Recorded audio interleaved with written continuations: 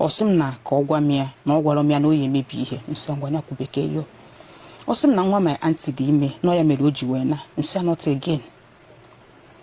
Osim in fact na asị na ọga m dị responsible. I was like ka nwa that day nsi na asị na ọ bụrụ eziokwu na nwa bụ nwa nkuru na ọnọdụ nwa m na mbọsị amụrụ ya na m sụrụ akwa eji wee kupụta ya na theater na ọ bụrụ eziokwu na ọma mmemme ya. Mkpọba nọmba dị girl ọ dịkwa aza m nwere ọkwa wee si na ya dị chọrọ dị m ruo ebe ọ na-azụ afịa jụọ ya ma eziokwu ọsị m no ya tụwara nwa nwunye na ya lalụrụ mana na ọ bụrụ ya nwe ya bụ nwa alụ merụ ndị be anyị bịakwanụ ka unu nụrụ ka ọgọ mmadụ merụ mmadụ si wee ghata ezinụlọ ya mala eji abụrụ ọkwa iwu bụ na ya nụrie n'isi isikwa m kwuo nwaanyị anụnwa endekwa mala eji ya bifo tụnye ndụ ya na ya. Kedu afa gị? Afa m bụ Uju Jennifer Ziri. Okay, Uju, kedu your story? My story bụ na nnọdị na 2013. Okay. So since 2013 marriage m bụ hell. Mana ọ na m enwere onye mma anakwuru so mbịa nnedi. It happened that na first ihe dị m tim meanwhile na ọ na-etibu mgbe ndị ime adam nwanyị bụ na mmụ ya bịara ọmụgwọ. So mmụ ya were akwa o ji bịa ọmụgwọ paaki ya n'ime akpati nwa m drọgwa a na-alụlụ ụmụazị so mbata from hospital maka m na nne di m dị na mma mkpọ ya si ya oyichi m ka ebe a ya paakiri akwụ ya ka m wee paaki akwa nwa ka isi hospital nata ọ sị m na nsogbu adị o weta akpa were aka ya paaki anya bụ akwa so di mbata mami họpụ na gate kekwa di mbata baba si m na ọ bụ na m ya pụla agbala ka nne m na mama nsị achịpụ akwa na wardrobe nwa m nsị ya na ọgwụ okwu otu aka ihe asị m ya biko chie ka ngwu ya ọ baba sim na ịbụ ndị Anambra dị nwere respect na ya da atụ egwu so mbebezi akwa onye ebe ka ya nwa bụ onye Nsụka so mbebezi akwa becha akwa mana before you discharge am from hospital doctor si mmadụ eme na nka nkwu okwu na ihe a bụ operation ka mme so mbechazi akwa ruo ụtụtụ echi ya afọ m sie ike oduru m jebe hospital ruo sim na m agwa na doctor no ya bụ di m because doctor rubaba mba si nke onye bụ di m si na di m mee travel so doctor buchie m na theater afọ m ekogo ameba ma bụ with needle ka ihe batazie ọ na ibere akwa ka eji meba ga abụ ebe a mbịazie sie ike ebe ahụ eme m operation so enyebe m ọgwụ mmecha dị mapụta na nke mụọ nke bụ the same CS ruo na nke ịtọ it happened that na nwa my auntie nkuru nwa ada my mom ha ma gị nwa bụ onye ebe abụ onye Anambra mba onye akpa onye Urumba okay so ọ bụ na nwa ada my mom ha nkuru je tutu ime so asị na ọ dị ime ọmụọ nwa ahụ ọ bụrụ nwa nwaanyị mpịa mee ya abandon na hospital so mụ nwa my sister with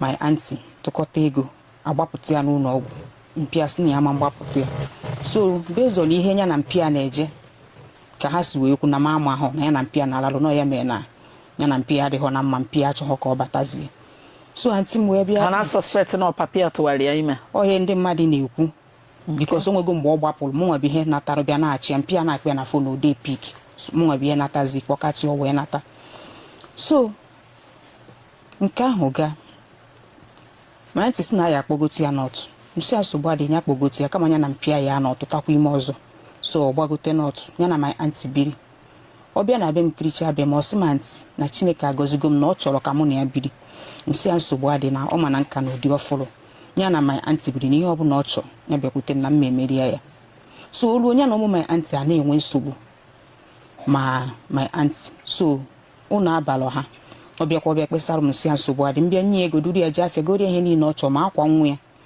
without knowing na ya na di m na-eje alalụ n'azụ m mana di m pụta n'iru m o mee na o nwere ihe o ji dị gel eme so onwe ka nsi n'idi mmadụ inye m aka mkpọ dị gel n'ọnụ nwanne m ọ bịa onye chara m aka ọ nabanye ego m pụọ ama m na ha na-emerụ m plan n'azụ so ya na di gị na-edina so o nwere onye gwalụ m and ụmụnne my mom nwa ya nwaanyị ha macha ha ncha bụ plan ha so m nwa amalụ na-esi n'elu mmiri o wee pụta adị m ime dị gel dịkwa ime na 217 ka ihe a na-eme ya ime nke abụọ ime nke ịtọ nke last for the girl the girl dị ime nke abụọ mụ nwa dị ime nke ịtọ so mwelo pụta the girl ha kpọ na ya mụ nwa amalụ the reason eji kpọ ya njukwanụ my auntie omanye m good dancer o si na the girl is stubborn na mma na una aba ha this and that. So the thing na-ewe m iwe, my cousin si na nna aba the girl na the area mmata onye the girl bụ better for me without m nwee ma na o nwere ihe ọzọ na-aga n'azụ m. So mkpọba nọmba the girl ọ da aga attack m nwere n'afọ ime nke ịtọ ma bịa dị too much. Anọ m koma 1 month and a na-ebugharị m amalụ m ihe na-eme m. So to cut the story short, mbọsị mma m kwesịrị ịba theater bụ na beginning of December, mana doctor na-eje antenatal na nke ya si m na mama mba na December ahụ no na mbata theater na November ending being 27th November. So mkpọ nwaanyị na-ege ihe nwa melu nwe bill. Sometimes m bịa antenatal doctor ya eme m scan free maka nwa m abịa school na nwe diabetes in pregnancy na nwa m adịghị ekutu ume adị m ime mana ada m efiru na ndị ime so ọ bụ na ekere nwa m kọdụ. So doctor wee sị m na ihe na-eme m siri ike na mma aba theater mbọsọ nwere onye ya ama nkwete. So mbata theater that day agba m ọgwụ a na-agbaba m n'azụ nọma ada m ekute nwuzi ume. So doctor tinye m oxygen wee kupute m nwa m. So emechaa bupute m 2-3 days e discharge ya m. Doctor sị m ma na nwụsị na mma na. So nnata nọrụ ruo one day my junior brother ma come to say ụmụnne m niile kpọọ m na phone si m ada ka ọ gwa m ihe na-eme biko ọ hapụ ịdị late. Nsị ya gị mbi ya na ọkwa mana ma anyị dịle stress kịta ọ sị m na ka ọ gwa m ya na ọ gwara m ya na o ya emebi ihe. Nsị ngwa nya kwubeke yo ọ sị m na nwa my auntie dị ime na ya mere o ji wee na. Nsị not again ọ sị m in fact na asị na ọga m dị responsible. I was like ka nwa that day. Nsị a na-asị ọ bụla eziokwu na nwa bụ nwa nkuru na ọnọdụ nwa m na mbọsị amụrụ ya na m sụrụ akwa eji wee kupụta ya na theater na ọ bụla eziokwu na ọma mmemme ya. Mkpọba nọmba the girl ọ dịkwa aza m nwere ọkpa wee si na ya dị chọrọ dị m luo ebe ọ na-azụ afịa jụọ ya ma eziokwu ọ sị m no ya tụwara nwa nwunye na ya larụrụ mana na ọ bụrụ ya nwe ya bụ nwa. Nsị ya ofu ugboro ka ugboro one ọkpọdo iru naanị. Nsị ebe a bela akwa my cousin kpọbazie m the news gbasa ebe niile. So njebe na nke the doctor merụ m surgery. So ruo ebe a onye m ọgwụ ụla ada atụmụla. So ihe na-achọrọ ebe bụ ka end the whole thing mana ọ na ebela ụmụaka m bụ ihe na-eme m because o nwere onye ya eneta ụmụaka m. My mother knows, my father knows, and m bụ first m tọrọ ụmụnne m niile. So ụmụnne my mom wee kwudoro nwa my auntie wee sị na di m ya anụba mụ na nwa nkuru. Nsị anụ over my dead body na ma ọma mme n'oge auntie m dị ndụ afọ kedu onye tụwarịa ime nke mbụ nwaanyị na ha ijere jide onye anwa ka ọ nụrụ ya ebe a na-eme alaechi nọ maka na di m ji ego oge ahụ. So ọ chọọ ka mụ na ya bụrụ ọsọ na di m ya anụba mụ na ya bụ the girl. So mpi akpọ m na phone na-etret m si m na ya ya eje tụ m n'alụ nsị na ọ bụ na m ekwe ka di m nọba mụ na nwa ya. Nsị he can go to hell for like ya na onwelo ka nwa m ọbụla na onye ọzọ share the same surname na mama mmenwu ya na ọma nkwo mme. So it happened that n'oge auntie m dị ndụ mbọsị dị ọkpara ha nụrụ nwaanyị. Auntie m jebe wedding lapụ mụ na adị ya nwaanyị akịta tinye m na nsogbu a. So di auntie m chọọ ka mụ na ya dị na that day njụ gbaba na nke ndị n'ebe anyị. So auntie m nata mkpa auntie m kọrịa ya auntie m si mechie ọnụ ekwene ka my mother nụ ya. My mother anụghị ya nwụkwa. So mgbe auntie m bịa nwụsịa auntie m na 212 the same man na-abụ di auntie m si m bịa ka ya nụba m nọọsọ m ka ụmụaka ya ma na be my mom nọọsọ m ya enetenwu ha ebe ezo nnọọ m kwuru ha. Nsị na mama nnu di auntie m na-arụ ka ọ bụ na mama mmenwu ya na ọ ya dị ndị mmadụ ka ọmụnwa bụ ihe gburu auntie m because auntie m bụ meeting ka o jepụta n'ụzọ daa ọ natalụ. So ama m na the man ka bụ dị iwe n'obi. Sometimes oge ahụ ọ bịa sị m na m send eri ego nwa ego send eri ya maka na di m ji ego gaa. Last one my mom ha ọnụ ha dị.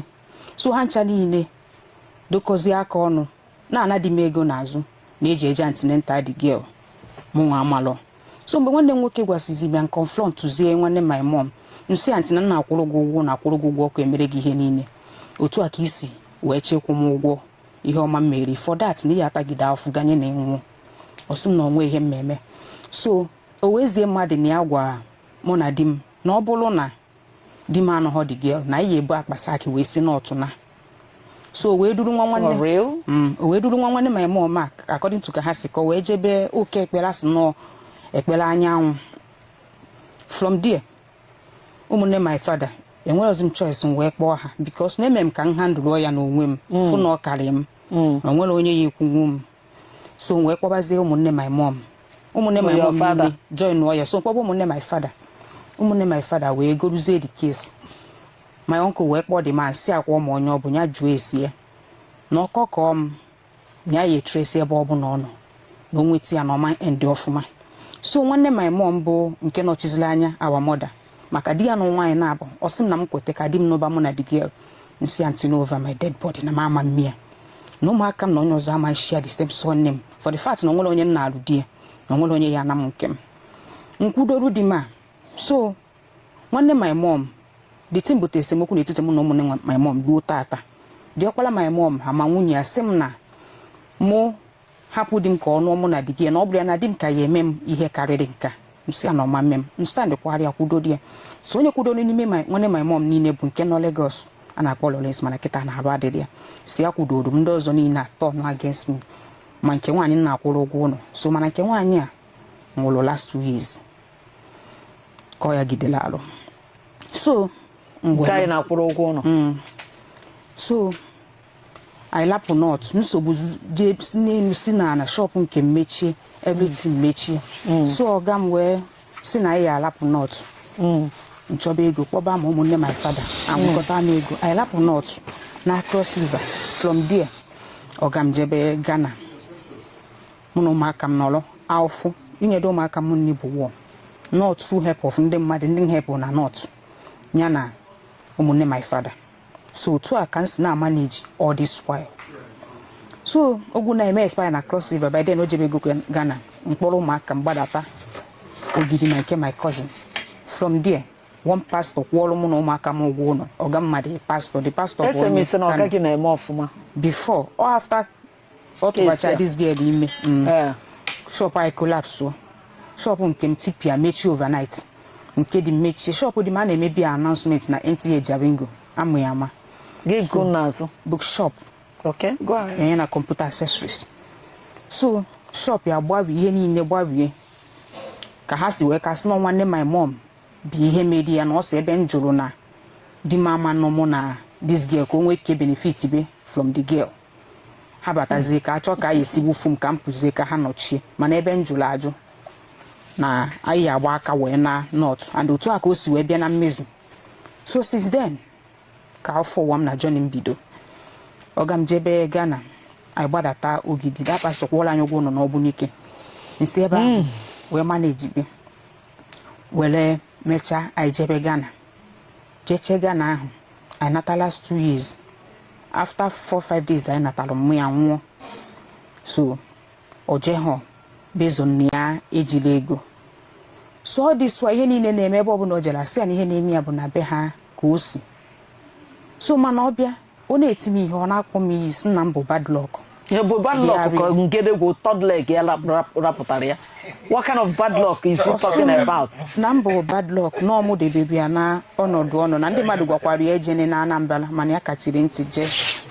So anyị gbadata ogidi ebe a ndị mmadụ ka m kpọrọ my friend kwụrụ m ụgwọ na anyị gbadata biri. So mpụta nna ya ego nni ọsị m na ejilo sometimes onye anyị igbo ụfọdụ ihe ọ na-enye m na ụmụ m 1002 na ofe omeke aka obu ibu o mee ya 15 maọbụ o jide ego nọ na good mood onye anyị 2000 nje withdraw ya ngote ihe ọbụla adịkwa nke m nwere sie nni nye ụmụaka m. Okay apụta na December all this while ọ na-eti m ihe uru dị m n'aka bụ ihe ọkati beginning of this month o ticha m ihe mkpọ nwanne m nwoke bịa joy my uncle from side my father ọ bịa joy ọgọnarị si na ya metụlọ m aka maaki adị m n'iru iti nke adị ebe a bụ ihe oti m n'ime this month. My uncle bịa jụọ ya si ya na ọ bụ na ọ chọzi this marriage ka endie ya n'udo. Ọ sị my uncle na ya chọzi na ya kpọrọ m na ụmụ m naba. My uncle si akwa ọma na ụgwọ na ọmụ na-akwụ ya ma ọjọọ ka m si akwụ ya gịnị ka m na-arụ ihe ahụ m ji akwụ ya ma ọ bụ ha through their help. My uncle nwere ụmụ 4 mana ihe ọ na-azụ bụ ụmụ 7 ụmụ nke ya na ụmụ nke m. So ụgwọ ọkụ ọ dịghịkwa akwụ ụgwọ na ọda akwụ o nwere anything ọ na-contribute na ndụ m na ụmụaka m. Otibe m etisie m ya ọ na-threat m na my mother nwere at age of 39 years na ade ho sure na ma for that 39 years anya na ya egum na mbo bad drop. He's a liar. Biaria. Nsi ana imambum for the fact na my father ebulo my mother imambum. So every day so say bi na compound onata oyeji time ofukwala ama anya ma ofu umum onogide so na umum be ekwesu na ma turn go maka against him. Ụmụaka ide akwụrụ ụgwọ akwụ ide enye ha ni onwere anything ị na-enye ha. Ọ pụsị ndị mmadụ na ma turn go mazi against him na ụmụ ya da afọtazi aka nna ha. Mpụta na street ndị mmadụ ala ekiri m. So one woman na no side nke ha lady wee kpọm wee jụba m. Si m na di m si na ma ada ekwe ka o metụ m aka. Nsi di lady di m agwa gị na mbu onya n'afọ ọsị m mba nsị ngwanya bịa ka ngosi ya. Onya gịnị? Onye operation m. Ike me operation eme? Nke ahụ m sense na-eme mgbapụ. Ihe ọbụla m. How many years now? 27th November this year, or 9 years. Last operation. Operation he made 9 years ago. Now look at the we si na echefu m ihe n'afọ. Onye doctor chefu gị ihe n'afọ. Gịnị ka o chefuru ya nwa? As no nylon stitches. Eji adu afọ ma no nylon one na ọ dị eme mgbali. Na ọ bụ na ordinary one ọ kara ịgbaligo. Na nke a wee boy ya anọrụ afọ ma elebe ele. Even kita na iru ya adịzi mma. So can I see? Yes, ma'am. Afọ.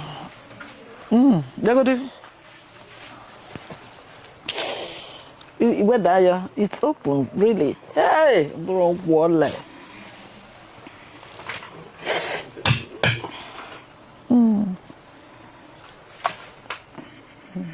But a queer. Chida akwa gị. When you akwa gị ya nke ana.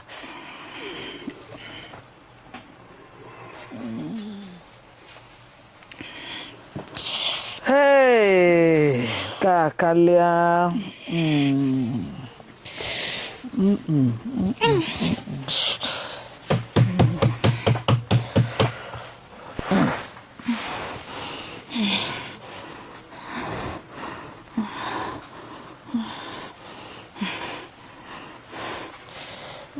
Ndo. So, the thing that they call my halal wala ba. Mommy is ike. Hi, sorry. Sorry.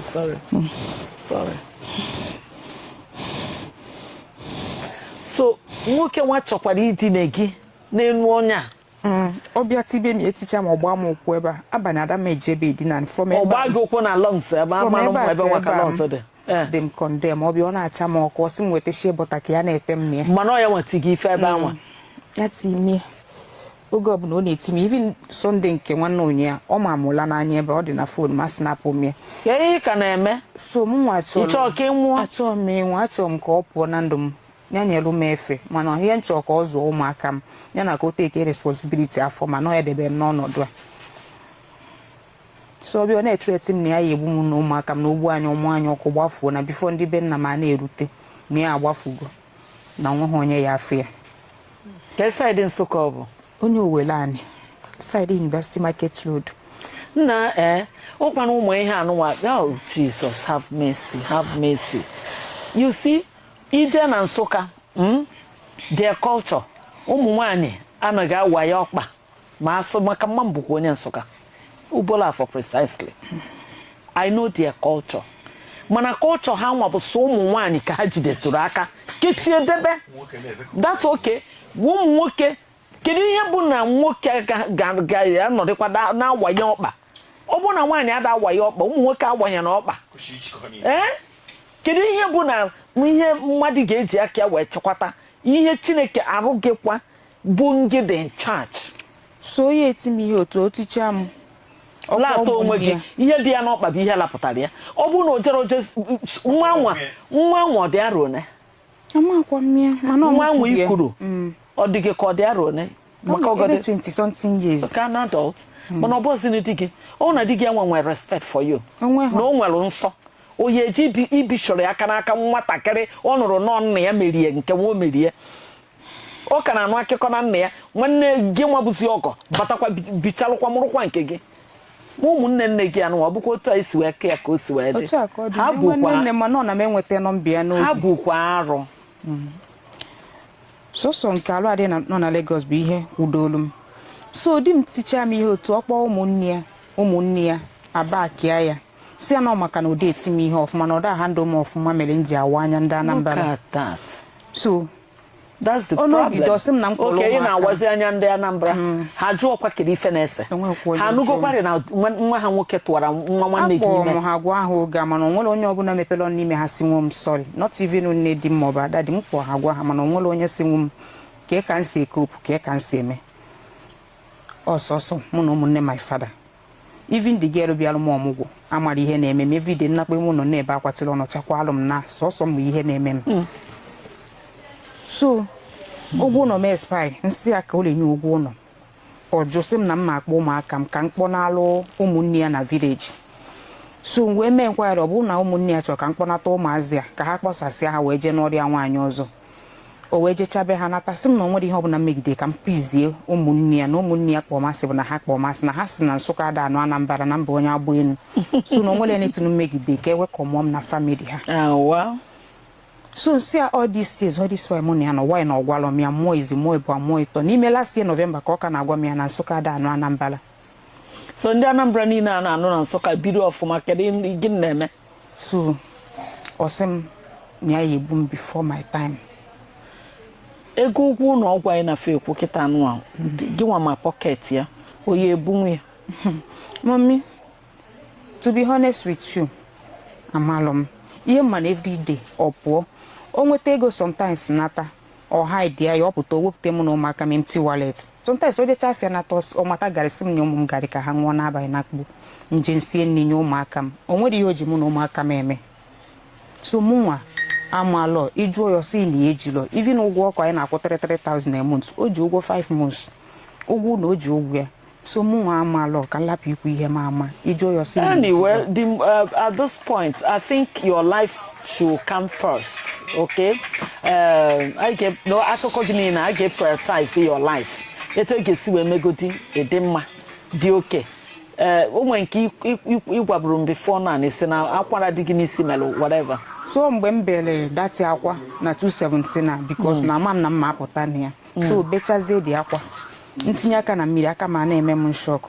Meet one doctor narụ na specialist Ibrahim nya mem operation nwa izizi m onye ọcha mana emeghị ya transfer wee kọwatachara ya ọsị m nọ akwa mbele ebe na akwala azụ isi m na nke azụ kekọrọ ọnụ na before atọsa na m ejebe Australia ọma nkalịa Australia nkelia nsị a ọ na onwere anything enwere ike ime ọsị na Nigeria ama mmenwe olesi m by the mercy of God na Chineke ji aka atọpekwa m ya. So the thing mem otu anọ kịta Adama akwụ ọtọ to 1 hour nkwụ ọtọ ajụ ebube m dome m na-enwe severe headache. Akwa ibere jere na ihiko akwara na azụ. Ihe ha si aka ebegide m everyday ụtụtụ efi abanye Adama eri nri afọ m sie ike dịka okwute my mother na-agagharị na-eje na-agwa ndị mmadụ ha chọba m. So ndị oyi my mother onye bịa ọ na-akpọ m na phone si m ke ihe si ya na onwelọ akwa m akụkọ nke Australia ihe dị dọkịta gwa m ka anyị kwugodo okwu nke afọ ma i were anointing oil na-etegodi n'isi na-ekpe ekpere Jizọs ga-atọ ọnụ nke nwa were aka atọ ya nwere ife nyere Chukwu. Ịghọta ya na agwago nwere ife nyere Chukwu on earth because amara m ụzọ esi aga Australia ka anyị kwuo nke a ga-emenwu na be anyị afọ gị ya dị open. At this point I have to please beg biko